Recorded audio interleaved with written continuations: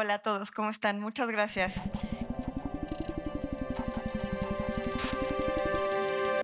Qué increíble estar después de Julia Watson y Andrés Cota, admiradísimo. Thank you, Julia. This was an amazing conference. Am, Quería hacer esta plática un poquito tranquila, lenta, pero sé que el timer está a tope conmigo, pero creo que hablar de semillas es hablar de un ritmo es hablar de un temple y es hablar de un entendimiento de esta forma como se van gestando las semillas en el mundo, que de veras tenemos como que respirar y entender un poquito, como que sentir la lentitud, sentir el tiempo y espero que no me esté correteando esto. Las semillas son una respuesta de la naturaleza por conservar la vida en esta tierra. Son unas cápsulas del tiempo impresionantes que conservan toda la información necesaria que necesita una planta para volver a engendrarse. Cuando yo descubrí como este mundo de las formas, este mundo que se encapsula, de veras como me voló la cabeza. Eh, Esta es una de las semillas más antiguas del mundo de las plantas, es la planta de ginkgo biloba, es un fósil. Esta planta tiene en esta tierra más de 250 millones de años y sigue viva, es de las plantas más antiguas del mundo. De las cosas más hermosas que tienen las semillas o la naturaleza es que realmente, como lo platicaba Cota, al principio de nuestros tiempos, y a mí me gusta mucho platicarlo así, no soy bióloga, lo entiendo de esta forma, em, la información que teníamos en la naturaleza era, digamos, muy básica, ¿no? Eran células, se iban transformando, reproduciendo, pero con informaciones muy simples. Y poco a poco, conforme fue creciendo en complejidad este mundo donde habitamos, este mundo que está lleno de distintos ecosistemas, de territorios, de clima, de agua, de viento, de temperatura, de tierra, pues obviamente las plantas crecieron en complejidad. ¿No?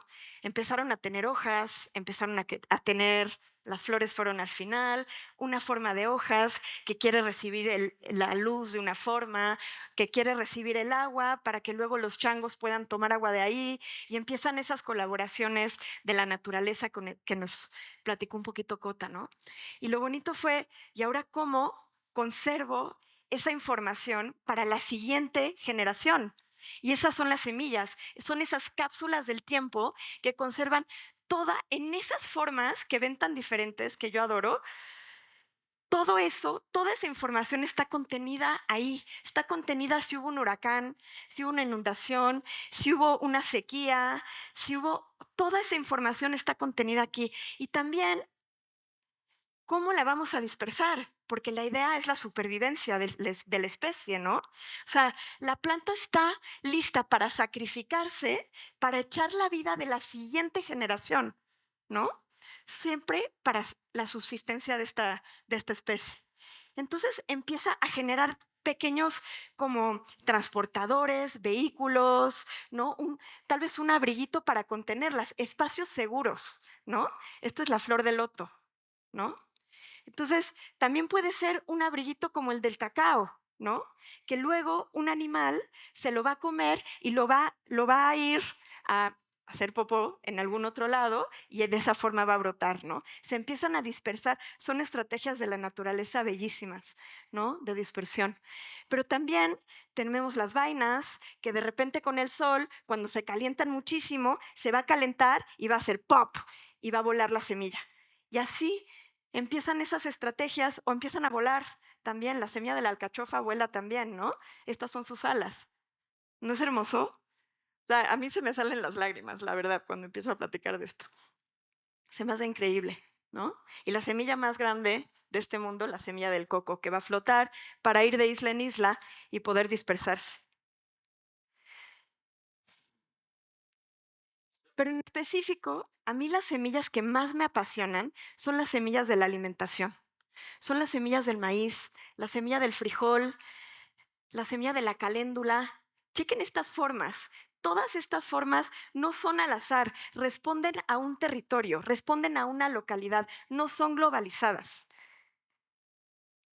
La semilla del maíz, por ejemplo, hablemos del maíz un poquito y me gustaría quedarme aquí un ratito porque dentro de 2 días festejamos el Día del Maíz, el 29 de septiembre, y además el maíz es centro de origen en México. Saben que el maíz se originó en México, se domesticó, le llaman así, hace como 8,000 años, se encontró el maíz más antiguo en una cueva de Guerrero, y el maíz fue, digamos, el primer grano domesticado de este continente que dio pie a la civilización mesoamericana, ¿no? Igual que el trigo, igual que el arroz, igual que en otros puntos como Mesopotamia y en todos esos puntos del mundo en donde se desarrollaron grandes civilizaciones, la nuestra fue gracias a este grano, ¿no?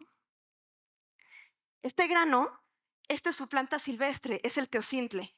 Empezó siendo una pequeña planta, un pequeño pastito con ciertos granos que a lo largo del tiempo los seres humanos colaboraron en conjunto y por eso me fascinan las semillas del alimento, porque hay una colaboración humana. El humano no se queda fuera como en esos diagramas que aprendimos en la primaria, en donde está el ciclo de los animales y de las plantas y el humano, quién sabe dónde está. No, aquí sí está, ¿no? Y aquí está colaborando para lograr crear esta mazorca. Y esta mazorca es la que luego desgranamos para poder consumir la maravilla que es el maíz, ¿no? Ni les voy a contar todo lo que nos da este maíz, pero es maravilloso. Y una cosa que tiene interesantísima el maíz es que no se puede dispersar sin la mano del hombre. Necesitas la fuerza del ser humano para desgranarla y volverla a sembrar. Esa es su dispersión. Y eso es lo maravilloso, la forma de colaborar, ¿no? Entonces, el maíz, de las cosas más bonitas es que no viene sola, viene con la milpa, que viene del náhuatl milpan, ¿no? Parcela sembrada encima de. Básicamente, ¿qué quiere decir? Es una amalgama de miles de especies, todas juntas.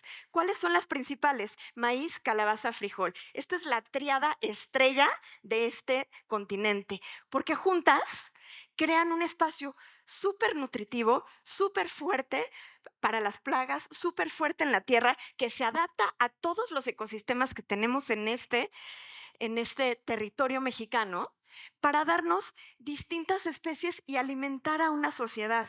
Porque no nos alimentamos solamente de maíz, nos alimentamos de la milpa y de todas las maravillosas especies, jiltomate, quelites, chiles, todo lo que de repente va brotando en esta riqueza, en el amaranto. Es una asociación de cultivo bellísima, ¿no? Y lo pueden ver, empiezo a mostrarles una especie de diagramas que yo trabajo para poder entender estas investigaciones. Yo soy arquitecta, de repente no tengo como otro lenguaje y esta es la forma en la que van a ir viendo que yo de repente organizo la información para entender esos mundos y esos territorios, ¿no? Chiles, jiltomates, quelites, amaranto, zapote blanco, muchísimas especies. Quiero que vean esta imagen porque después les voy a mostrar otra. Esto es una milpa. Esta es la acumulación de plantas, es la acumulación de riqueza en donde siempre tienes seguridad alimentaria. Porque cuando hablamos de semillas, tenemos que hablar también de seguridad alimentaria y de soberanía alimentaria. ¿Vale? Entonces, poco a poco van creciendo como estos entendimientos de estos mundos, ¿no? Esos mundos colaborativos, de mundos más que humanos, mundos multiespecie que no solamente hablan de la mano del ser humano o de las plantas también. Estamos todos en una red democrática de colaboración, todos en simbiosis o como en un holobionte, como a algunos les gustan llamar, ¿no? Es un holobionte que habla del cosmos, que habla del sol, que habla de la humedad, que habla de los nutrientes, del nitrógeno que le da el maíz, que fija a través del frijol y muchísimas historias que empiezan a suceder a través de una semilla, porque las semillas son archivos bioculturales. No solamente conservan la información del territorio, las semillas de la alimentación, conservan la información de comunidades completas, información de sociedades, historias que tenemos que conservar, ¿no?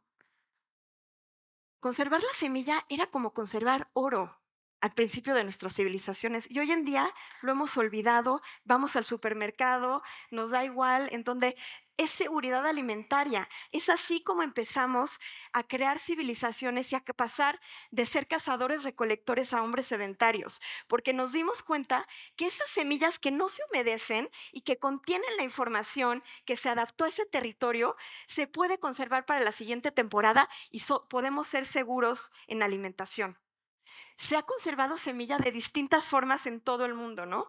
Esto es en España, el cuescomate en México, en el Gran Cañón, el cuescomate en México de barro, voy a ir un poquito más rápido, en España, en el Gran Cañón, en Irán, en Paquimé, siempre usando el barro, que es un material natural que es súper térmico y las conserva frías y secas. Eso es la maravilla de la arquitectura vernácula también. Hoy en día tenemos también una forma de almacenarla, que es en la Global Seed Vault, es en la bóveda global de semillas, se almacenan 1.2 millones de semillas de alimentación de todo el mundo, ¿no? Esto es en una isla de Noruega. Se archiva de esta forma. No se sabe qué hay ahí. Podrían ser libros, podrían ser cosas, son semillas, son archivos, son cápsulas del tiempo de todo lo que ha sucedido en el territorio a lo largo de los años, ¿no? ¿Por qué? Voy a pasar rapidísimo. Agrotóxicos, monocultivo, pérdida de diversidad, cambio climático. ¿Por qué conservamos? Porque si no conservamos las semillas que se adaptan a los territorios, no tenemos nada.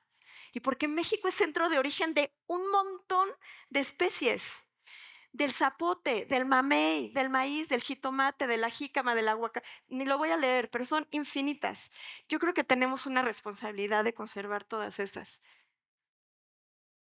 ¿vale? Pero como les decía, hablar de seguridad alimentaria y hablar de alimento nunca es una cosa banal ni romántica, aunque a mí me fascina leer las semillas de esta forma. Es importante pensar en las organizaciones campesinas y pensar en los derechos de los pueblos. Esta es la Declaración de la Soberanía Alimentaria de la Vía Campesina, que se declaró en 2007 en Niayelé. La voy a leer rapidísimo. La soberanía alimentaria es el derecho de los pueblos a una alimentación sana y culturalmente adecuada, producida mediante métodos ecológicamente responsables y sostenibles, y su derecho a definir sus propios sistemas alimentarios y agrícolas. Es muy importante, es el derecho a tener opciones, al control, a la independencia, a la soberanía alimentaria, a la salud, a la economía, a las opciones. Es bien importante pensar de esa forma cuando hablamos de alimentación. Y eso es lo que es hacer milpa. Hacer milpa incluye todas esas cosas, desde la semilla hasta la venta y hasta el consumidor. Todo tiene que ser responsable, justo, democrático y considerando a todos los actores multiespecie de la red. Me voy a pasar esta imagen. En Limbo les voy a platicar de uno de los proyectos que tenemos en la oficina. Limbo es un banco de semillas itinerante en la ciudad. Lo que hacemos es, diseñamos esta instalación que está hecha de terracota, de distintas plantas, de distintas macetas y semilleros arriba. Invitamos a la gente a que se lleve un triangulito de estos a su casa y a volverse guardián de semillas. Nosotros no tenemos ninguna semilla. Las semillas están repartidas por la ciudad con distintos guardianes y de esta forma se vuelve mucho menos vulnerable para cualquier cosa. Y cuando un guardián se lleva uno de estos triángulos a su casa, se queda el jardín. Entonces, al final, la instalación se va transformando y se convierte en un espacio público, ¿no? En un jardín. Hemos estado en el Tamayo, en Mextrópoli, no sé, en muchísimas plazas por la ciudad. Vamos por ahí dando la vuelta. Y poco a poco lo que nos dimos cuenta es que no era suficiente solamente esta instalación, ¿no? Entonces, voy a pasar un poquito más rápido las imágenes. Em, Estas son todas las semillas que conservamos, son 15 especies, un montón de variedades de distintos productores alrededor de la ciudad y distintas variedades.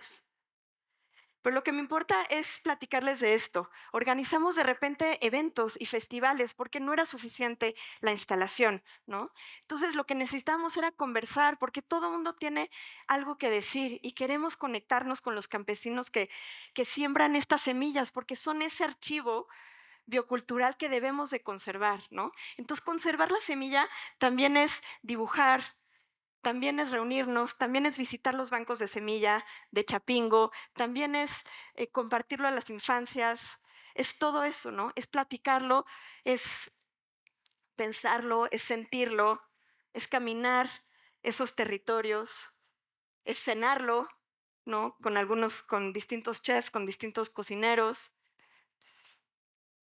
es leerlo. Voy a cerrar esta conversación con nada más un pequeño párrafo del manifiesto de Limbo.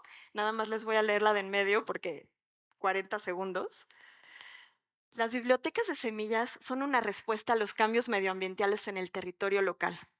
Una prueba de resiliencia y compromiso con la diversidad, la soberanía alimentaria y las alternativas.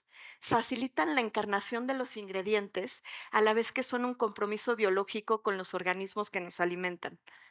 Y el lugar para recuperar el placer del sabor, de la transformación, para comprometernos activamente con nuestros alimentos y comprender los ciclos de la vida.